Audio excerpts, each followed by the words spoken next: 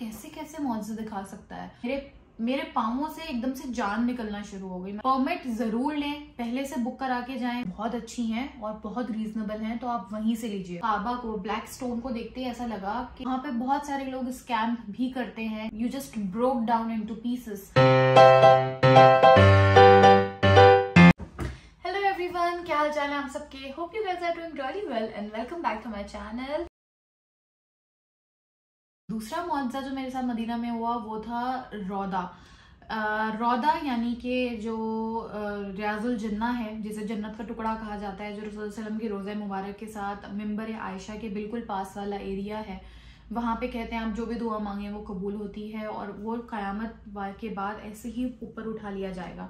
वहाँ के लिए परमिट मिलता है। फर्स्ट थिंग, सबसे इम्पोर्टेंट, परमिट जरूर लें, पहले से बुक करा के जाएं। वो 15 दिन पहले की डेट्स ओपन करते हैं, तो सबको पता होता है उनकी फ्लाइट्स हो गई हैं, सबको ही पता होता है कि इन डेट्स में हम वहां पर होंगे। तो आप 15 दिन पहले देखते रहें और जैसे ही आपकी वो डेट्स हों आप किसी भी टाइम का परमिट जरूर लें।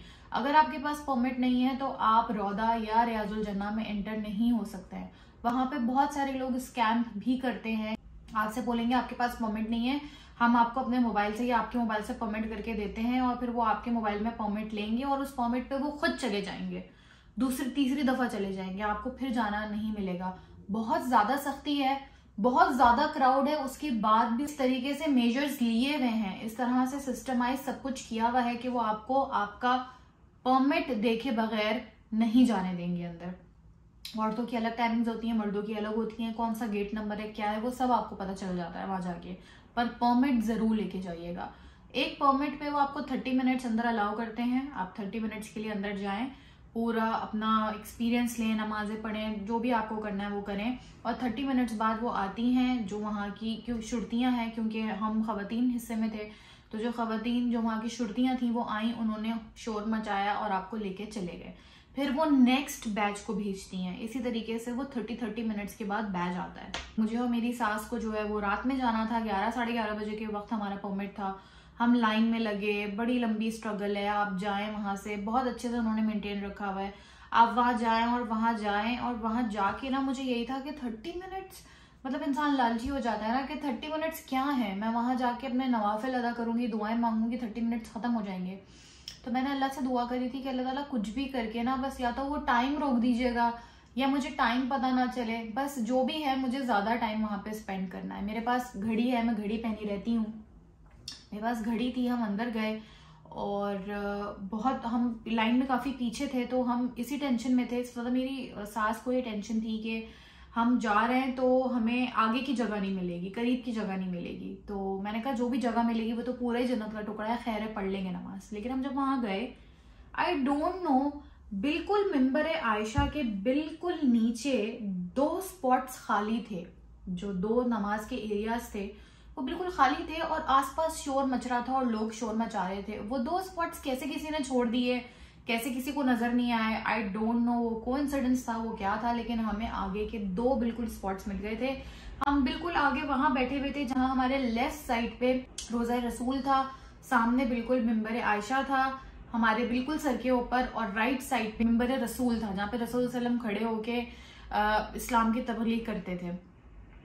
तो एक तो वो जगह इतनी प्यारी मिल गई, और वहां जाके जब मैं सजदे में गिरी, मैंने नवाफिल पढ़े, और मैं, वो होता ना एक मोमेंट आपका जब आप बिल्कुल you just broke down into pieces, और जब आप अपने आप को पूरा सबमिट कर देते हो अपने क्रिएटर को, अपने अल्लाह को पूरा सबमिट कर देते हो, मेरे लिए वो मोमेंट वहां पे था। मुझ पे अजीब सी हावी हो रही थी एक फीलिंग, मुझे खौफ आ रहा था, और इस्तगफार और तौबा और फॉरगिवनेस के अलावा मेरे मुंह से कुछ भी नहीं निकल रहा था। हमने वहाँ अच्छा खासा टाइम स्पेंड किया, काफी देर तक, और मुझे पीछे से आवाजें आती रही, जो शुर्तियां थी वो लोगों को हटा रही थी। मुझे लगा ये अब आएंगी, अब आएंगी, अब आएंगी हमारे पास, लेकिन दिमाग मेरा पूरा अपनी इबादतों में, अपनी दुआओं में भी था। अचानक से मुझे ख्याल आया, एक लड़की मेरे पीछे खड़ी हुई बोल रही थी, प्लीज मुझे जगह दे दें, मुझे जगह दे दें। मुझे उस वक्त एकदम से होश आया और फिर मैंने अपनी घड़ी में देखा तो हमें 45 मिनट्स हो चुके थे। हमें 45 मिनट्स हो चुके थे उस जगह पे, हम 15 मिनट ऊपर थे और हम सबसे आगे थे। आई डोंट नो कैसे किसी को फील नहीं हुआ कि हमें नहीं हटाया गया।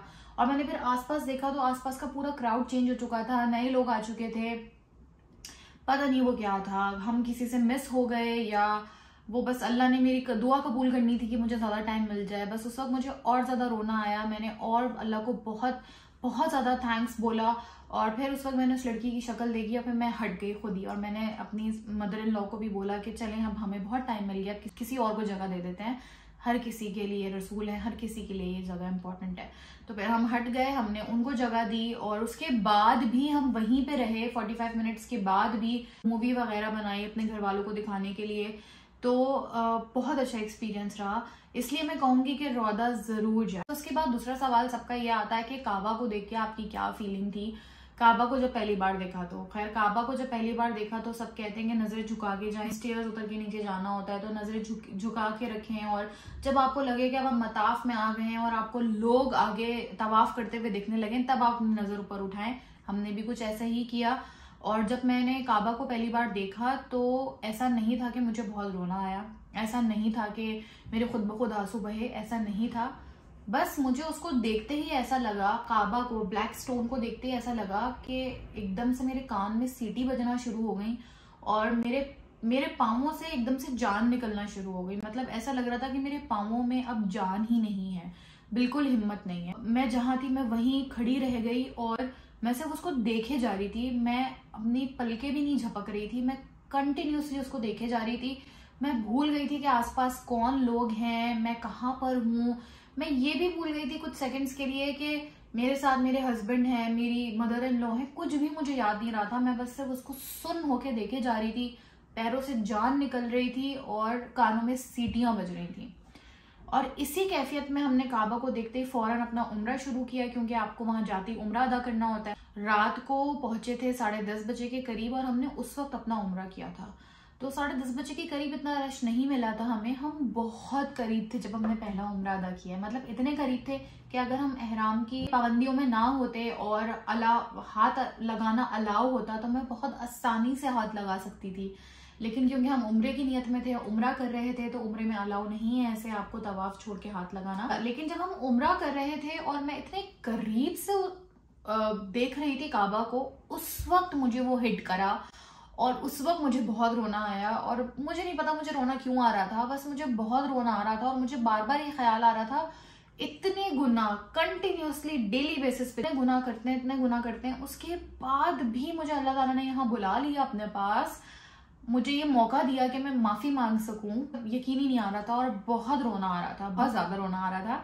ये था मेरा फर्स्ट एक्सपीरियंस जो मैंने काबा को देखा। उसके बाद फिर आप जितनी दफा भी जाते हैं वो आपको इतना खूबसूरत, जिसने भी खिलाफ काबा डिजाइन किया है उसने इतना खूबसूरत डिजाइन किया है, उस पे जो लिखा हुआ है, जो उसका कपड़ा है, एक रौनक है ना मक्का की, वो बिल्कुल ही अलग है। मदीना में जितना सुकून, जितना रिलैक्सिंग एनवायरनमेंट है, मक्का में उतनी ही चहल पहल, रौनक और एक जलाल सा है। अब बात कर लेते हैं कुछ डूज एंड डोंट्स की। सबसे पहला डू जो मैं आप लोगों को बोलूंगी वो यही है कि प्लीज अपने परमिट का जरूर करिएगा। रौदा के लिए, रियाजुल जन्ना के लिए परमिट जरूर लीजिए 15-20 दिन पहले। आप देखते रहिए, इवन एक हफ्ते पहले भी अगर आपको मिले तो आप उन्हीं दिनों में जिस दिन का मिले आप वो बुक करा लीजिए, जिस भी टाइम का मिले, सबसे पहला। सेकेंड चीज मैं ये बोलूंगी कि शॉपिंग आप लोग मदीना से कर लीजिए, क्योंकि मदीना में एक ठहराव सा है, टाइम मैनेज हो जाता है इजीली, एंड सेकेंडली रीजनेबल भी है। हमारे पास ज्यादा टाइम नहीं था, हम लोकल मार्केट्स या जो वहाँ पे सुना है कि मदीना में एक होलसेल की मार्केट है जहां से बहुत रीजनेबल पैसों में चीजें मिल जाती हैं, लेकिन हमारे पास टाइम नहीं था। हमने आसपास की करीब की शॉप से ही जो खरीदा वो खरीदा, जो मदीना के आसपास थी, फिर भी वो हमें रीजनेबल रही एज कम्पेयर टू मक्का। मक्का में चीजें सेम है, ऑलमोस्ट कोई डिफरेंस नहीं है, वैरायटी बिल्कुल सेम है, लेकिन प्राइसेस मदीना में रीजनेबल हैं। इवन खजूरें भी मदीना में बहुत अच्छी हैं और बहुत रीजनेबल हैं, तो आप वहीं से लीजिएगा। दूसरा डू मैं आप लोगों को ये जरूर बताऊंगी कि वहां पे कोई ना कोई सदका जारिया अपने नाम का या अपने किसी गुजरे हुए प्यारे का नाम का जरूर देकर आइएगा। वहां पे आप मक्का में और मदीना में आप जहां चाहें कर सकते हैं। मक्का में व्हील चेयर का बहुत अच्छा ऑप्शन है, आप उसकी पेमेंट करें, खरीदें, उसके ऊपर नाम भी लिख सकते हैं आप बराए सवाब करके, और वो आप उनके नाम का उनकी नियत से देकर आए, क्योंकि जितने भी ज़ईफ लोग हैं, बीमार हैं या डिसेबल्ड हैं किसी भी तरीके से, वो व्हील चेयर पे ही उम्रा करते हैं, तो आपको बहुत सवाब मिलेगा। इसके अलावा आप कुरान वहाँ पे रखवा सकते हैं अपने या किसी भी प्यारे के नाम का। तो कुरान भी आप करवा सकते हैं। इसके अलावा लोग वहाँ पे और बहुत सारी चीज़ों से सदका करते हैं। पानी की बॉटल्स खरीद के जमजम की छोटी छोटी पूरे कार्टन्स दे देते हैं लड़कों को। वहाँ पे इस तरह से आपको मिल जाते हैं हेल्पर्स लड़के, आप उनको दे दें। खजूरें पूरे कार्टन खरीद के लोग दे देते हैं कि बस मताफ में या हरम में मस्जिद नबवी में बांट दें। तो इस तरीके से आप कोई भी सदका जारिया कर सकते हैं। तीसरी चीज़ मैं ये रिकमेंड करूंगी, अपने साथ एंटीबायोटिक्स ज़रूर लेकर जाएं। वहाँ जाते ही सब बीमार होते हैं। जैसे मैं मक्का के सेकेंड डे जाते ही वहाँ पे बीमार हो गई थी। पहला उम्रा अदा करते ही मैंने अपना दूसरा उम्रा और जितनी भी तवाफ़ और जितनी भी इबादतें करी हैं वो फिर बहुत तेज़ हाई फीवर में की हैं। और वो बहुत डेंजरस वायरल है। वो जो भी वायरल है वो बहुत दिनों बाद जाता है। मुझे यहाँ आने के भी बहुत दिनों बाद वो वायरल गया था। एंटीबायोटिक्स और मेडिसिन अपने साथ ज़रूर रखिए। चौथी मैं आपको एक रिकमेंडेशन ये करूंगी कि अपना जो फुटवेयर है वो बहुत कंफर्टेबल रखें और कोई चप्पल या स्लीपर फॉर्म में रखें। वहाँ पे शूज़ आप अगर पहन जाएंगे तो बार बार वजू करना, हर नमाज का टाइम अलग है, उतारना पहनना, मताफ में इंटर होने से पहले उतारना पहनना, तो काफ़ी हैसल हो जाता है। तो कोशिश करेंगे जो अपने स्लीपर्स रखें वो बहुत कंफर्टेबल रखें। फिफ्थ एंड लास्ट रिकमेंडेशन मेरी ये है कि कोशिश करें जो भी होटल बुक कराएं वो हरम के पास हो। लाइक जितना पास आप अफोर्ड कर सकते हैं उतना। जो बिल्कुल ही पास वाले क्लॉक टावर या मदीना के बहुत पास वाले हैं वो थोड़ा एक्सपेंसिव होते हैं, हर कोई अफोर्ड नहीं कर सकता। लेकिन कोशिश करें कि थोड़े करीब का रखें, क्योंकि जब आपकी वॉक का टाइम कम हो जाएगा ना तो आपके लिए ज़्यादा फीजिबल होगा इबादत और बाकी चीज़ों को मैनेज करना। तो आई नो ये हर किसी के लिए पॉसिबल नहीं होता, सबके बजट्स होते हैं, कुछ को फाइनेंशियल लिमिटेशन होती हैं। लेकिन अगर पॉसिबल हो सके आप लोगों के लिए तो होटल करीब का रखें। इवन होटल करीब का इसलिए भी इम्पोर्टेंट है क्योंकि जो वॉशरूम्स हैं वो बहुत दूर दूर हैं। मक्का में हरम में वॉशरूम्स थे वो हमारे होटल से भी दूर थे। मतलब अगर मैं अंदर ही अंदर अपने चली जाती वॉशरूम में वो मुझे ज़्यादा दूर पड़ता है एज कम्पेयर टू कि मैं निकल के बाहर अपने होटल में जाके कर आ जाऊं। बहुत सारी चीज़ों में करीब के होटल ज़्यादा फायदेमंद रहते हैं। अब बात कर लेते हैं कुछ डोंट्स की। सबसे पहला डोंट तो मेरा यही है कि आप प्लीज़ ट्रेन के ट्रैप में ना आए, क्योंकि उनका तो बिजनेस है, सऊदी ने उन्होंने तो प्रमोट करना ही है इसको। तो आई वुड सजेस्ट कि आप ट्रेन का तो ऑप्शन बिल्कुल ही खत्म कर दें अगर आपके पास लगेज ज़्यादा है तो, वरना आपके लिए बहुत ज़्यादा हैसल हो जाएगा। दूसरा मेरा डोंट ये है कि प्लीज़ प्लीज़ प्लीज़ खुदारा मेरी वो खवातीन और मेरी वो प्यारी बहनें माएँ जो चूड़ियाँ पहन के चली जाती हैं मक्का में, प्लीज़ आप ऐसा ना किया करें। आपकी चूड़ियाँ वहाँ टूट जाती हैं और उसके कांच, या आप खजूर खा के लोग गुठली फेंक देते हैं। अब जब आप लोग तवाफ कर रहे होते हैं या सफ़ा मरवा में आप वॉक कर रहे होते हैं और अपनी उसमें आपके कांच चुभ जाता है। मैंने इतनी दफ़ा वहाँ पे चूड़ियों के कांच उठाए हैं या मेरे पैर पे लगते लगते बच गया, मैंने उठा लिया। खजूर की गुठलियाँ भी ऐसे फेंक देते हैं, खजूर की गुठलियाँ भी लोगों के घुस जाती हैं। तो देखें, अगर कोई उम्रा कर रहा है और उसकी खून निकल गया उस वक्त तो उस पर तो पेनल्टी पड़ गई ना अल्लाह की तरफ से। अगर उसका खून निकल गया तो वो एहराम की कंडीशन से बाहर आ जाएगा, उस पर दम पड़ जाएगा। तो आप अपना उम्रा करते हुए किसी औरों का भी ख्याल रखें, औरों के लिए मुसीबत ना बने प्लीज। एक बहुत बड़ा डोंट जो मैं आप लोगों को बताऊंगी वो है मदीना में जब आप जाते हैं और आपने अगर रौदा का टाइम लिया हुआ है, रज़ुल जन्ना के लिए परमिट लिया हुआ है, उससे पहले वहां पे आप जब लोगों से बातचीत करेंगे तो आपको पता चलेगा, आई थिंक गेट नंबर 11 था वो, गेट नंबर 11 पे वो कहते हैं कि जिनके पास परमिट नहीं है वो वहाँ औरतें लाइन लगा के जा सकती हैं। वो इशा की नमाज के बाद खुलता है दरवाज़ा और आप अंदर जाएं और अंदर जाके आपको रोज़ा रसूल दिख जाता है। और इस ट्रैप में मैं और मेरी सास भी आ गए। हमें लगा कि चलो रौदा, हमें नहीं पता था कि रौदा अंदर से कहाँ है, कितना करीब है, जाली दिखती है रसूल सल्लम की या नहीं दिखती। तो हम भी उस ट्रैप में आ गए और हमने भी इशा की नमाज पढ़ के गेट नंबर 11 के बाहर लाइन लगा दी। और फिर हम इशा की नमाज के बाद वो गेट खुला और फिर उसके बाद जो तूफानी बदतमीजी वहां पे हुई है, खवातीन की भाग रही हैं। और ज्यादातर ये वो लोग होते हैं जिनके पास परमिट नहीं होता है, ज्यादातर वो लोग होते हैं जो परमिट नहीं ले पाते हैं या उनके पास मोबाइल वो वाले नहीं होते हैं या उन्हें पता नहीं होता है या वो सोचते हैं कि परमिट की क्या जरूरत है, वैसे ही हम चले जाएंगे। वो अंदर जाते हैं और शोर शराबा होता है और वो बहुत आगे से जाके आपको कह देते हैं कि बस यही है, यहाँ से देख लो। वहां से कुछ भी नहीं दिखता है। चेयर रख के ऊपर खड़ा होना पड़ता है और चेयर पे भी एक के बाद एक औरत गिर रही होती है, बहुत धक्कम पेल हो रही होती है, एक दूसरे को तकलीफ दे रहे होते हैं। और चेयर पे चढ़ के भी मैंने देखा, मुझे मौका मिला तो बहुत दूर से कहीं बहुत थोड़ी सी ऊपर की जाली रोजा रसूल की दिख रही होती है। तो वो बिल्कुल उस ट्रैप में ना फंसे, हमारा टाइम वो वेस्ट ना करें उसमें। हमें 1.5-2 घंटे लग गए और बाद में पता चला कुछ दिख भी नहीं रहा है, फिर हम वहां से वापस आए, उतने टाइम में आप या तो रेस्ट कर सकते हैं, या आप इबादत कर सकते हैं, आप कुरान पढ़ सकते हैं, जिक्र अल्लाह का कर सकते हैं, कोई सदका जारिया का काम कर सकते हैं उस टाइम में। उससे बेहतर है कि जब आप परमिट लेके जाएंगे रोजा रसूल देखने, रौदा में, रियाजुल जन्ना में जाएंगे, तो आपको बहुत क्लियरली सब कुछ दिखेगा। हमारे टाइम पे सिर्फ एक कनात लगी हुई थी, हल्का सा एक पर्दा लगा हुआ था, उसके ऊपर से पूरी जाली दिख रही थी, रोजा रसूल दिख रहा था, मिंबर दिख रहा था, सब कुछ क्लियरली आपको दिखता है। तो मैं यही बोलूंगी, आप लोगों को सजेस्ट करूंगी कि उस एक ट्रैप में फंस के अपना टाइम वेस्ट मत कीजिएगा। आखिरी डोंट मैं आप लोगों को बोलूंगी वो यही है कि प्लीज अपना उम्रा करते हुए इस बात का ख्याल रखें कि आपकी वजह से किसी को बहुत ज्यादा तकलीफ ना हो, बहुत ज्यादा धक्कम पेल ना करें, एक दूसरे को टाइम दें। मुझे पता है उस वक्त जज्बात बहुत ज्यादा होते हैं, हमारे भी थे, सबके थे, लेकिन कोशिश करें कि अपना अगर टाइम ले लिया आपने तो फिर हट जाएं, दूसरे को जगह दें, और कोशिश करेंगे ज्यादा धक्कम पेल में ना पड़े।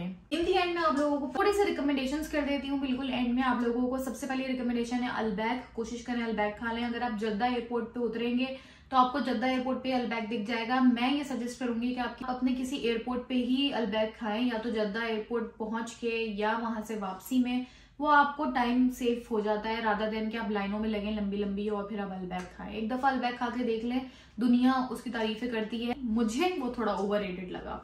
सेकेंड रिकमेंडेशन ये करूंगी कि मदीना से या मक्का से, मदीना से अपने लिए जाए नमाजें जरूर लीजिएगा, जा नमाजें वहां पे बहुत अच्छी मिलती हैं और एक यादगार रह जाती है। तीसरी रिकमेंडेशन मैं आप लोगों को करूंगी कि मंदी, वहां पे ओरिजिनल मंदी मिलती है और बहुत टेस्टी होती है। वहां का अरेबिक फूड ट्राई कीजिए, मंदी खाइए, और लबान है वो पीजिए, उनके लोकल कुजीन को एंजॉय कीजिए। लास्ट मेरी रिकमेंडेशन होगी आप लोगों को कि अपने लिए, अगर आप लोगों के पास बजट हो तो अपने लिए वहां से ऊद जरूर लेकर आइएगा। ऊद वहां पे नो डाउट बहुत अच्छे मिलते हैं और मक्का में ज्यादा अच्छी वैरायटी मिलती है आपको, तो अपने लिए ऊद लेकर आए। उसके लिए आप अरेबियन ऊद एक शॉप है वहां भी जा सकते हैं। इसके अलावा आप वहां पे अब्दुस समद करके एक बहुत फेमस है, वहां पे भी जा सकते हैं। अल मुकैम करके भी एक बहुत फेमस आउटलेट है, वहां पे भी जा सकते हैं। तो ये मेरी रिकमेंडेशंस थी। बहुत बोलिया, बहुत बातें कर ली। आज की वीडियो बस यहीं तक थी।